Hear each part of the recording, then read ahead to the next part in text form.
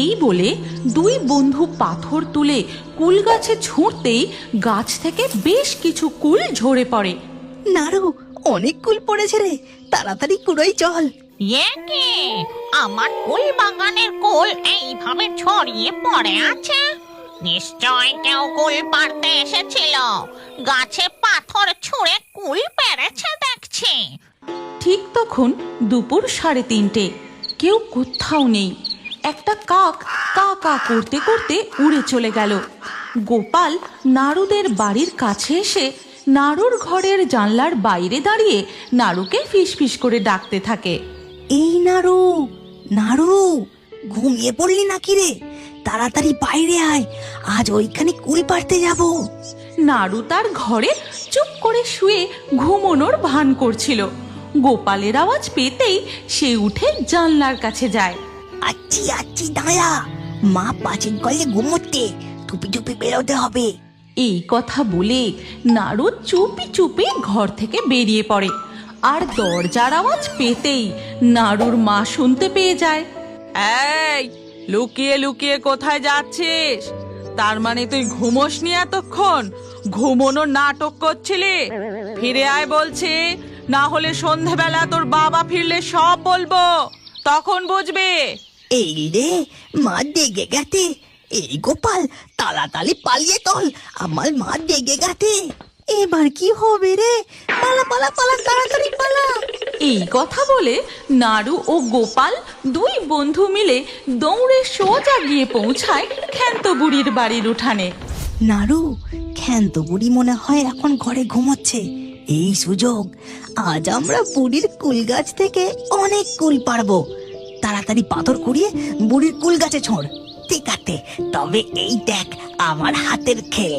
এই বলে নাড়ু ও গোপাল পাথর কুড়িয়ে নিয়ে ক্ষান্ত বুড়ির কুল গাছে ছুঁড়তে থাকে, কিন্তু একটাও পাথর কুল গাছে লাগে না। তুই একদম নিতান্না লাগাতে পারিস না। এই দেখ, এই পাথরটা ছুঁড়ে আমি 10টা কুড়ি পাইবো। এই বলে নাড়ু পাথরটা জোরে ছোঁড়ে, কিন্তু সেটা কুল গাছে না লেগে সোজা গিয়ে পড়ে ক্ষান্ত বুড়ির কুঁড়ে ঘরের চালে। আর সেই আওয়াজে, এই কে রে, কে বাইরে? আমার কুল গাছে পাথর ছুঁড়ছিস? দাঁড়া তো দেখি একবার। এই রে, ক্ষান্ত বুড়ি জেগে গেছে। তুই এমন পাথরটা ছুঁড়লি সোজা ক্ষান্ত বুড়ির ঘরের চালে পড়লো। এবার কি হবে? কি আবার হবে? ক্ষান্ত বুড়ি বেরোনোর আগে আমরা এখান থেকে দৌড়ে পালাই চল। এই কথা বলা মাত্রই নাড়ু ও গোপাল দৌড়তে দৌড়তে বাঁশ বাগান পার করে গিয়ে পৌঁছায় এক কুল বাগানের সামনে। এই নাড়ু, ওই দেখ কত কুল গাছ। হ্যাঁ, তাই তো দেখতে রে, কিন্তু এই জায়গাটার ব্যাপারে তো আমরা আগে জানতাম না। কত সুন্দর লাল লাল কুল। চল, এখানে কেউ নেই, আমরা মজা করে কুল খাবো। এরপর নাড়ু ও গোপাল কুল বাগানের ভিতরে ঢুকতেই সেখানে তারা দেখে মাটির উপর একটি মস্ত বড় কুল। এই নাড়ু, দেখছিস কত বড় কুল? বাবা রে বাবা, কত বড়! এটা কুল নাকি কুলের বাড়ি? হ্যাঁ রে, তাই তো দেখছি। তুই বেশি শব্দ করিস না, তাড়াতাড়ি পাথর কুড়া। এই বলে দুই বন্ধু পাথর তুলে কুল গাছে ছুঁড়তেই গাছ থেকে বেশ কিছু কুল ঝরে পড়ে। নাড়ু, অনেক কুল পড়েছে রে, তাড়াতাড়ি কুড়োই চল। যেই তারা কুল কুড়োতে যায়, আকাশে ঘন কালো মেঘ জমাট বেঁধে শুরু হয় মুষলধারে বৃষ্টি। ঘন ঘন বাজ পড়তে থাকে। এই গোপাল, দল বৃষ্টি তুলো হলো লে, তল তল পালাই এখান থেকে। দুই বন্ধু সেখান থেকে দৌড়তে শুরু করে। তারপর বাঁশ বাগান পার করে তাদের পাড়ায় ফিরে আসে। এই গোপাল, এখানে তো একটুও বৃষ্টি হচ্ছে না রে, কি ব্যাপার বলতো? সত্যি বড় অদ্ভুত ব্যাপার। এই নাড়ু, সন্ধে হয়ে আসতে চললো, চল এবার আমরা বাড়ি ফিরে যাই। এই বলে দুই বন্ধু যে যার বাড়ি ফিরে যায়। এরপর ধীরে ধীরে রাত হয়ে যায় আর ওদিকে তখন চাঁদের আলোয় সেই কুলবাগানে দেখা যায় ওই মস্ত কুলটার মধ্যে থেকে এক ডাইনি বেরিয়ে আসে। এ কি?